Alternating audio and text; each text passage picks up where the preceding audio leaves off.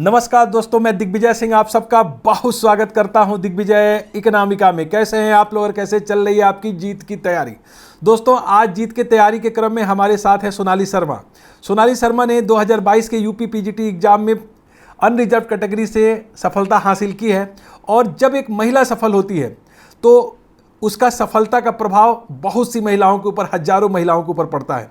हम आपसे हमेशा ही सफलता की बात करते हैं, लेकिन जब कोई टॉपर हमारे चैनल पर बैठता है और वो बताता है अपनी स्ट्रेटजी, कैसे उन्होंने तैयारी की, क्या उनके जीवन में अप्स डाउन्स आए, और एक महिला, तो हजारों महिलाओं के जीवन में एक बहार आती है, खुशी आती है और एक इंस्पिरेशन मिलता है कि हम भी कुछ कर सकते हैं। तो दोस्तों, हम सोनाली को स्वागत करते हैं। आज हम इनसे पूछेंगे और बात करेंगे कि किस तरीके से इन्होंने स्ट्रेटजी बनाई, कैसे सफल हुई, और इनकी बात हजारों महिलाओं तक जाएगी जो चाहती हैं अपने जीवन में कुछ अच्छा करना, कुछ बड़ा करना। बहुत स्वागत है सोनाली आपका दिग्विजय इकोनॉमिका में।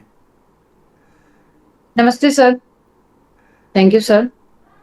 सोनाली, सबसे पहले हम यस आपको सर। बहुत जो है शुभकामना देंगे। आप 2022 से जुड़ी, लगातार आप हमसे क्वेश्चन पूछती थी और आप व्हाट्सएप पे ढेर सारे क्वेश्चन भेजा करती थी कि सर इसका क्या होगा, आंसर आप दीजिए। और मुझे लगता था कि आप अच्छा करेंगी। जब आपके अंदर कुछ कहने करने की चाहत है तो आप ज़रूर अच्छा करते हैं। तो आप उसमें यस सर। खरी उतरी हमारे उम्मीदों के ऊपर। मुझे लगता था कि आप बेहतर करेंगी। तो हम ये जानना चाहेंगे सबसे पहले सोनाली कि आपका एकेडमिक बैकग्राउंड कहाँ है, आपने अपनी एजुकेशन कहाँ से लिया है। सबसे पहले आप ये बताइए हमारे सारे व्यूअर्स को। जी सर। सर मेरा जो स्टार्टिंग मेरी स्कूलिंग रही है वो सुल्तानपुर में रही है। और उसके बाद फिर मैंने सर ग्रेजुएशन और पोस्ट ग्रेजुएशन कमला नेहरू इंस्टीट्यूट से किया, केएनआई से। और उसके बाद फिर सर मेरा BEd Doon college of education से कंप्लीट हुआ, एंड देन एमएड कंप्लीट हुआ सर कुरुक्षेत्र यूनिवर्सिटी से। और फिर मैंने सीटेट और जो टेट का एग्जाम है सर वो मैंने किया कंप्लीट। और बस इसी तरीके से सर मेरी जर्नी स्टार्ट हुई। स्टार्ट हुई। आपने कब डिसाइड किया कि यस सर। आपको एक अपनी आइडेंटिटी बनानी है, और कब आपके दिमाग में ये आया कि मुझे बेहतर करना है, मुझे भी गवर्नमेंट जॉब लेनी है, मुझे प्रवक्ता बनना है, लेक्चरर बनना है? कब आपने ये डिसाइड किया और कितना समय लगा उसको आपको सर मूर्त रूप में एक्चुअली बनाने में? Yes sir. सर एक्चुअली सही बताऊं तो मैंने कभी गवर्नमेंट जॉब के लिए सोचा नहीं था कि मैं कभी गवर्नमेंट जॉब में जाऊंगी। और बट ये हुआ कि मेरी मैरिज हुई, और मैरिज के बाद मेरे हस्बैंड ने मुझे इस चीज के लिए मोटिवेट किया कि तुम गवर्नमेंट जॉब के लिए तैयारी कर सकती हो। बल्कि मैंने कहा भी कि नहीं हो पाएगा, बोले नहीं हो जाएगा तुमसे, तुम एक बार लगो उस चीज के लिए। हाँ। फिर सर क्योंकि मैंने एक दिन मैं ऐसे ही 12th क्लास का कुछ चीजें सर्च कर रही थी, टॉपिक देख रही थी, और मुझे वो कॉन्सेप्ट बहुत अच्छे से समझ में नहीं आ रहा था। तो उसके लिए मैंने सर यूट्यूब चैनल पे मैंने उस टॉपिक को लिखा और मैंने सर्च किया। तो सर्च में सर मैंने मतलब एक दो लोगों के और भी देखे यूट्यूब चैनल्स पे जिन्होंने एक्सप्लेन किया उस टॉपिक को। फिर इत्तेफाक से सर मतलब आपका वीडियो आ गया उस टॉपिक पे। सर मैंने वो आपका वीडियो देखा, और मुझे कॉन्सेप्ट मतलब 5 मिनट के अंदर क्लियर हो गया कि मतलब इतना कॉम्प्लेक्स टॉपिक इतना इजी तरीके से आपने एक्सप्लेन किया। तो मुझे वो चीज बहुत अच्छी लगी। और उसके बाद फिर ऐसे करते करते सर मैंने आपके लगातार 3-4 टॉपिक्स देखे, 4-5 टॉपिक्स देखे। और ऑटोमेटिक लगा कि अरे ये चीजें इतनी कॉम्प्लेक्स है तो इतने सिंपल वे में आपने एक्सप्लेन किया। फिर मैंने आपका चैनल सर सब्सक्राइब किया। और उसके बाद आपका नंबर मुझे चाहिए था, वो नंबर मुझे मिला नहीं था। फिर क्या हुआ था, मेरे एक भैया थे, उन्होंने बताया था कि कॉम्पिटिटिव एग्जाम्स की अगर आपको तैयारी करनी है तो आपको एसएन लाल सर की बुक लेनी होगी। हाँ। तो सर मैंने एसएन लाल सर की बुक ली। मैंने जब बुक का फर्स्ट पेज और लास्ट पेज देखा तो मैंने लास्ट पेज में देखा दिग्विजय इकोनॉमिका लिखा है। सर मेरी नजर जैसे ही दिग्विजय इकोनॉमिका पे गई, उस पे मैंने आपकी फोटो देखी, मैं पहले खुश हो गई। फिर नीचे आपका कांटेक्ट नंबर देखा। तो बस जैसे ही मुझे आपका कांटेक्ट नंबर मिला, मैंने इमीडिएट आपको कॉल किया। शाम को शायद 7:30 बज रहा था सर। और मैंने फिर आपसे बात की, तो मैंने कहा कि सर आप दिग्विजय सर बोल रहे हैं? आपने बोला हाँ। मैंने कहा सर आप इकोनॉमिक्स पढ़ाते हैं? फिर सर इस तरीके से फिर मैंने आपसे पूछा, आपने मुझे गाइड किया उन सब चीजों के लिए। फिर मैंने यूपी पीजीटी का क्योंकि फॉर्म आया और मेरे हस्बैंड ने उसे भर दिया, और बोले कि तुम अपनी तैयारी स्टार्ट करो, तुम्हें जो भी चैनल लेना है, जैसे भी तुम्हें करनी है पढ़ाई, तुम स्टार्ट करो। तो फिर मुझे लगा कि सर जब मैंने आपके कई वीडियोस देखे पीछे के, तो मुझे कॉन्सेप्ट्स इतने अच्छे से क्लियर हुए कि मुझे लगा कि अब मुझे सिर्फ एक ही रास्ता लेना है, दिग्विजय सर की क्लासेस लेनी है। जैसे भी आप गाइड करेंगे हमें हमें उसे उस तरीके से चीजों को करना है।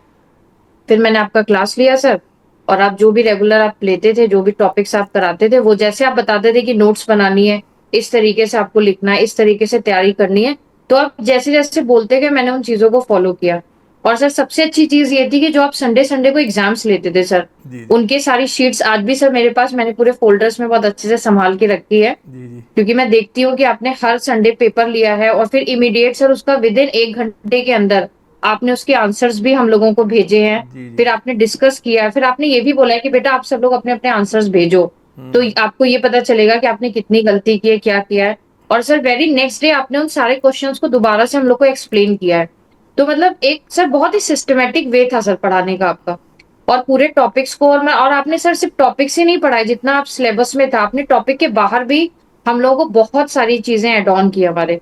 एक्चुअली मैं अभी तक जब मैंने मास्टर्स में इकोनॉमिक्स पढ़ी थी तो मैं ये बिल्कुल नहीं कहूंगी कि मेरे टीचर्स ने अच्छा नहीं पढ़ाया, मेरे टीचर्स ने बहुत अच्छा पढ़ाया।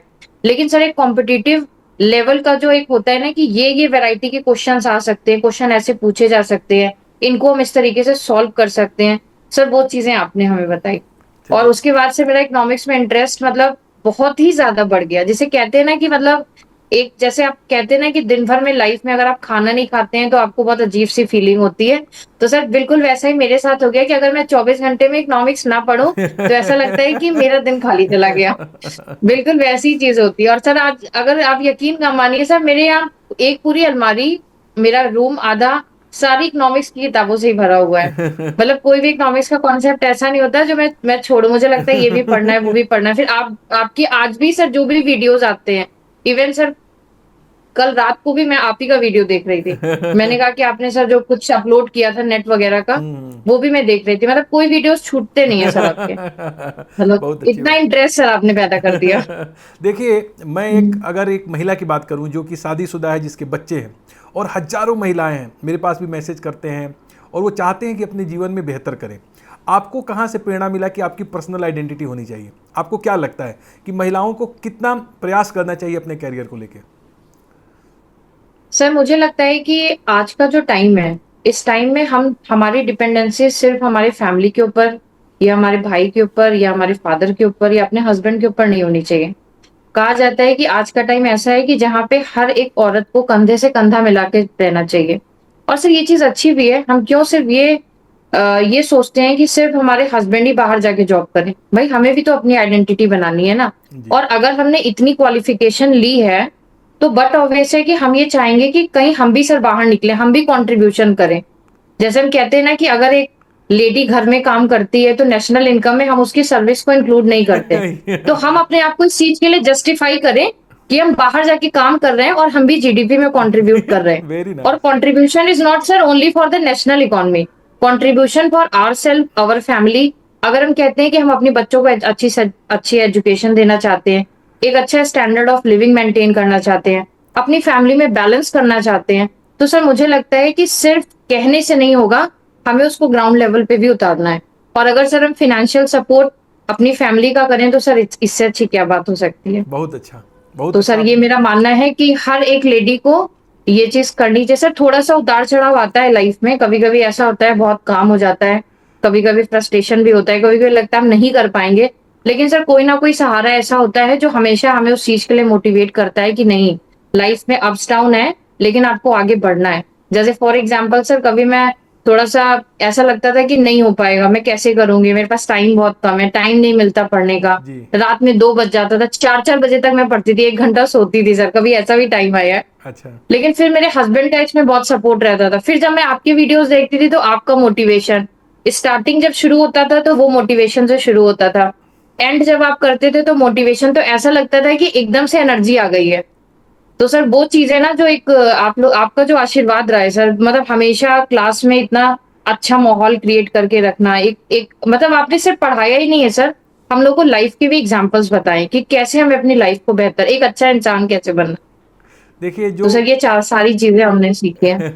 एक महिला जो है उसके जीवन में अप्स डाउन्स आते हैं और उसके साथ टाइम मैनेजमेंट, तो आप कैसे इसको टैकल की? आपने अप्स डाउन्स आए होंगे, आपने बताया कि आपकी शादी 2019 में हुई थी, बच्ची है आपकी, और उसके बाद जो है आपके टाइम मैनेजमेंट, तो इसको आपने कैसे मैनेज किया? क्या आपने स्ट्रेटजी अपनाया इसके लिए? क्योंकि ढेर सारी महिलाओं का यही सवाल सर होता है इसके हमसे। लिए, yes sir, sir time management के लिए सर जैसे मेरा सर शुरू से हमेशा से रहा है कि जैसे मुझे ना काम बहुत सिस्टमेटिक पसंद है, तो सर मैं एंट्री करती हूँ। जैसे मैंने अपनी एक छोटी सी डायरी मेंटेन करके रखी है, जिसमें मैं डेली का लिखती हूँ कि जैसे अगर अगर मुझे अपना इकोनॉमिक्स का ही टॉपिक कंप्लीट करना है, तो मैं उस डायरी में एंट्री करती थी कि आज मुझे एनी हाउ इतने टॉपिक्स को कंप्लीट कर लेना है।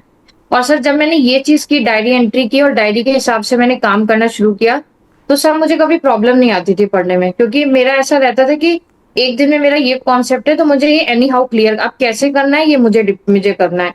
अब कभी-कभी ऐसा होता था कि कोई एक काम मेरा बढ़ा, तो फिर उसके लिए मुझे, जैसे हम लोग पढ़े ना अपॉर्च्युनिटी कॉस्ट, एक यूनिट ऑब्टेन करनी है तो दूसरे को सैक्रिफाइस करना है। तो ये सर वही सिचुएशन आती थी कि अगर काम थोड़ा ज्यादा हो गया तो फिर रात की नींद आपको थोड़ी सैक्रिफाइस करनी है, सेक्रीफाइस करना। लेकिन आपको एनी हाउ अपने टास्क को कंप्लीट करना है।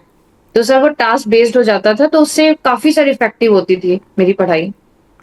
और औ- बाकी सर जो भी आपने बताया, जो गाइड किया आपने, लास्ट ईयर्स के जो क्वेश्चन पेपर्स थे मैंने सॉल्व किए, और नेट के जो एग्जाम्स के क्वेश्चन पेपर्स थे वो मैंने सॉल्व किया। एनसीईआरटी मैंने पूरी अच्छे से गो थ्रू की थी, और रेफरेंस बुक जैसे संदीप गर्ग है। इसके अलावा आपने जो मतलब एस एन लाल सर के बारे में बताया जी था, जी उनकी बुक मैंने ले ली तुरंत। जी उस जी। बुक को भी मैंने पढ़ा। आपकी नोट्स बहुत ज्यादा हेल्पफुल थी सर।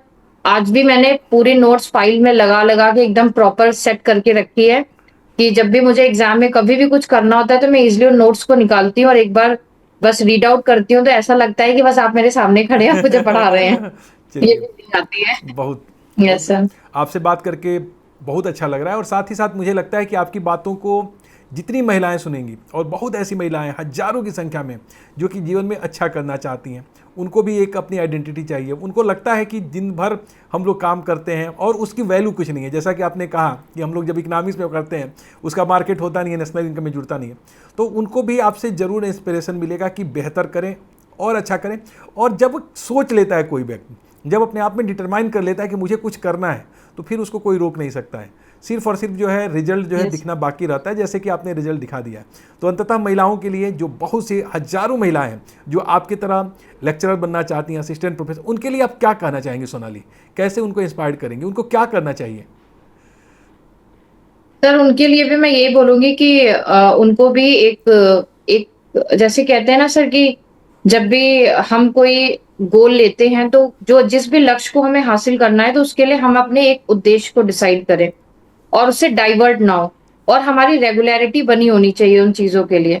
ठीक है, अगर हम कोई भी चीज पढ़ रहे हैं, अगर अगर हमने ठान लिया है कि हमें ये चीज करनी है, तो उन उतार चढ़ाव आने के बावजूद भी हमें हमेशा एक तरीके से सकारात्मक सोच रखनी है सर। ये बहुत जरूरी चीज होती है।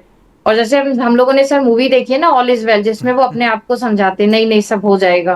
तो सर वैसे ही मैं भी अपने आप को हमेशा पॉजिटिव रखती थी कि नहीं, चाहे जितने भी काम आ जाए, जितनी भी चीजें आ जाए, तुम्हें वो चीज करनी है। तो सर अगर ये सारा अप्रोच हम अपने माइंड में रखें, हम हमेशा सकारात्मक सोचें, तो मेरे ख्याल से वो चीजें हो सकती हैं, और वो हर एक लेडी के लिए सर इम्पोर्टेंट है। बहुत अच्छा। देखिए और सोनाली जी, मुझे कितनी अच्छी है अच्छी कि इस बातें तरीके बताई। से करना ज्यादा बेहतर है। इन्होंने कितनी अच्छी से बात बताई। यस आप सर। देखिए, पहले इन्होंने कहा कि पंचुअलिटी बहुत ज़रूरी है। अगर आपको इनसे समझना है, तो इन्होंने अपॉर्चुनिटी कास्ट के माध्यम से ये भी बता दिया कि अगर आपके पास काम ज़्यादा है तो आपको सेक्रीफाइस करना पड़ेगा, रात में 4 बजे तक जगना पड़ेगा। सिस्टमेटिक चीज़ों को करिए, जितना सिलेबस है पूरा का पूरा कवर करिए। कॉन्सेप्टुअल क्लियरिटी बहुत इंपॉर्टेंट है। जब तक आप पूरे के पूरे सिलेबस को यस गो थ्रू नहीं करोगे, पूरे कॉन्सेप्ट को नहीं सीखोगे, तब तक आपके प्रीवियस ईयर्स क्वेश्चन अच्छे नहीं होंगे।